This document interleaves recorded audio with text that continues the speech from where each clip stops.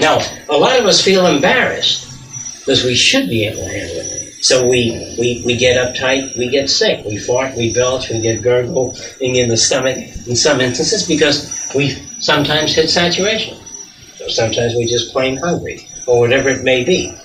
We have to know what our saturation rate is. That's why normal people become ultra-saturated at a discussion or a lecture on neurology that runs an hour and a half.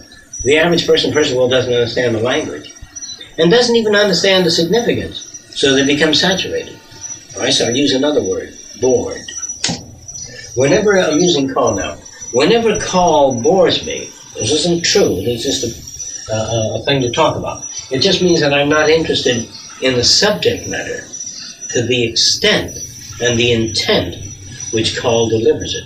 Because call has flown 400 different types of airplanes, and when he meets me, he's always telling me about the landing gear problems of a Cessna 231, and I don't give that much of a shit about it. See, I am interested lightly.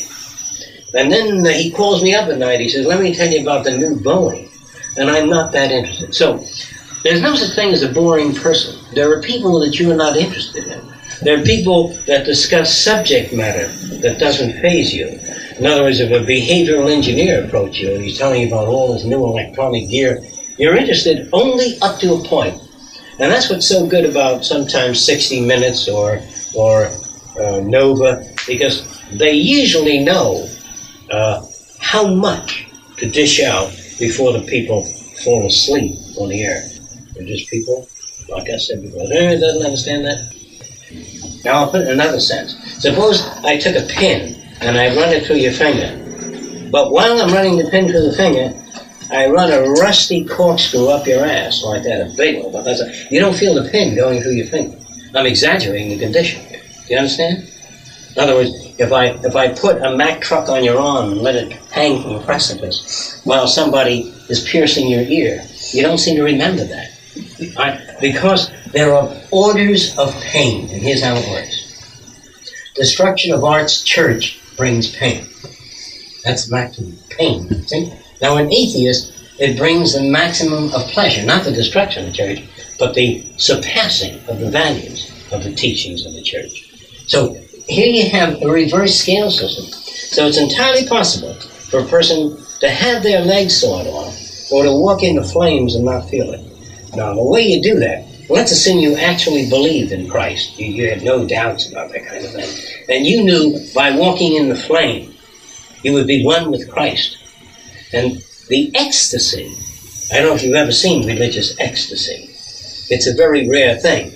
Ecstasy may be experienced by some artists in their artful expression, whether it be music, there's some kind of ecstasy achieved in that. You take the maximum ecstasy that a person can achieve, and walking into a flame, the ecstasy is in excess of the burn. Because your idea ahead is so great that the burn, let me tell you how it runs. Pain runs up to a certain point. And beyond that point, I better go back to this incident. I told you, some of you, about a man who slapped his child a great deal. It's the kid that broke the ship bottle in the bottle. The father would slap him without let up, continuously, like that. Not for, 2 minutes, like 20 minutes, but not knock his head over, just constantly slap him. And the kid said to me that after a while, after about 20 slaps, it just felt very hot, no pain. Can you understand that? Is there anybody that doesn't understand that? You don't? All right. If I put your hand on a ball, it would sting. But after a while, like 500 times, assuming it wasn't going there, you would feel very hot there, but no pain. Pain saturation occurs. You know what that means? The receptors of pain become fatigued. They've got to produce, the new chemicals produced to transfer the pain to the brain. So you're saturated and use it up. Let me put it your way. Suppose I shine a light at your eyes 100 times as bright as the illumination of this room. Do you ever do that? And then open your eye and look around. The room looks dark. Do you ever do that? Pull the flashlight against your eye for a while, and then cover the eye and look at the room. It goes down in key. It has a low level of illumination. Then it comes back bright again with this eye. You understand that? All right, now, see if you follow this example. This is a true case here, so is the other. In this case, they took an animal and they split the brain in half. So there was no transfer from the right to the left hemispheres of the brain. They split it and they used a kind of cellophane to divide the brain into two halves. Then they covered this eye of the animal. This is a drawing of a fictitious animal. Now, with this eye, this eye is covered. They expose this animal to this guy. And this guy always fed it and petted it and scratched its itch. Then they covered this eye and exposed the same guy to the animal. And this guy beat the animal, burnt it, and tortured it. Now, when you cover the left eye and it sees the tail wags and the dog comes over and licks his hand. Now, if you cover this eye, it snaps at the guy. Can you understand that? Is there anybody that doesn't understand that? If the brain is split, it learns about you through this eye in relation, and all that information goes into the brain. And when you cover this eye, there's a totally different reaction. There are people that have a split in their value system. They study science during the day and they go to church at night. Totally contradictory. And what they call, they say, is it possible to have a split personality? Is it possible to have a shattered personality? Where you have 60 different types of reactions depending on your background and investment in the background.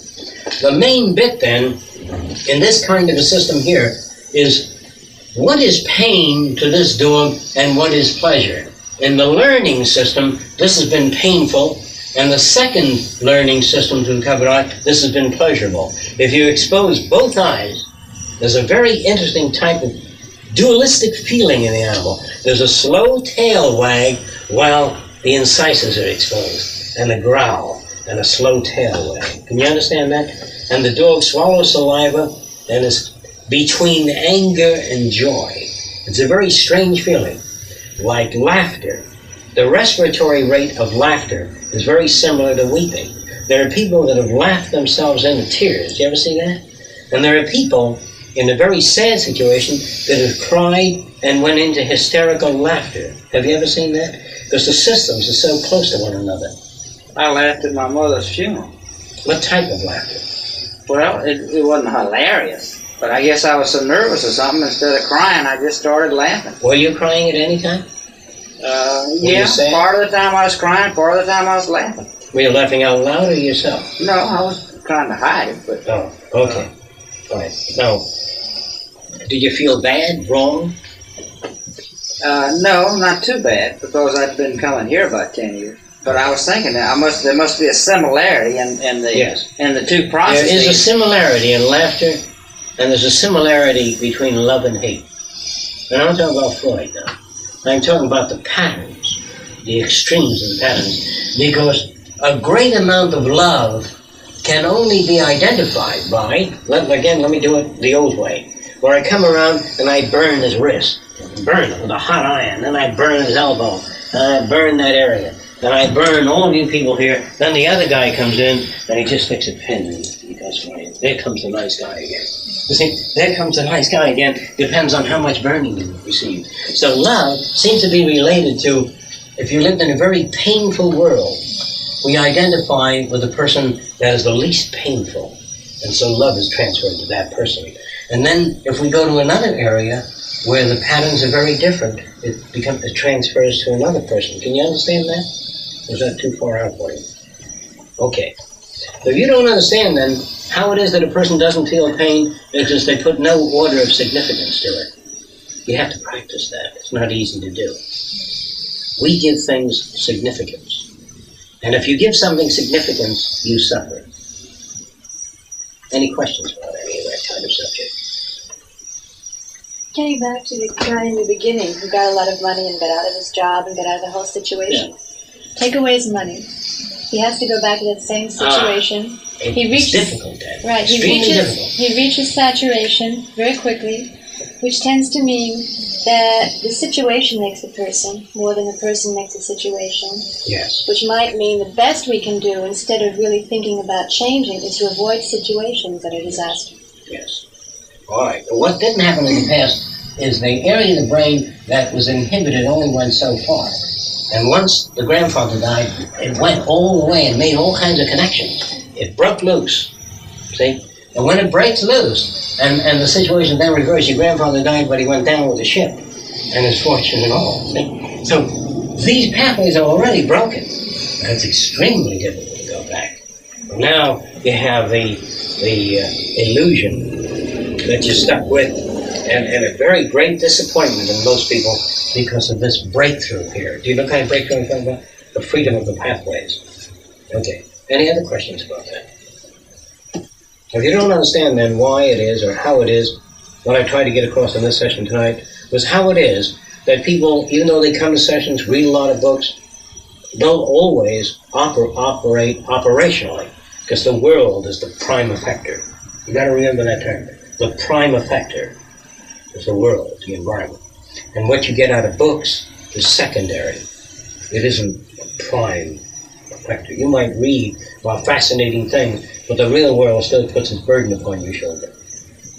In other words, no matter what kind of work you do, if you don't get reinforced for it, you can't afford the luxury of saying the man has been conditioned not to reinforce. That's Skinner would, because he always gets his paycheck. He could write about reinforcement.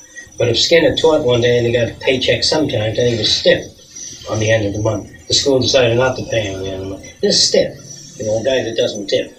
Well, Skinner doesn't say he's a non-tipper, been conditioned not to tip. He can't pay his rent. He can't buy gas for the car. He has to call his daughter back from school. You're sending her to school. So you can't be a mechanist. I want you to understand that. No human being can be alive and breathing and walk into an area where there's toxic fumes and say, look, there's toxic fumes here. There's not a thing I can do about it, so I might as well breathe the toxic fumes, because it's painful and irritating, makes you hack and cough. The cough reflex is a result of the toxic fumes. You can't do that. We cannot be so rational as to set aside all things and be logical. Man is a being immersed in an environment.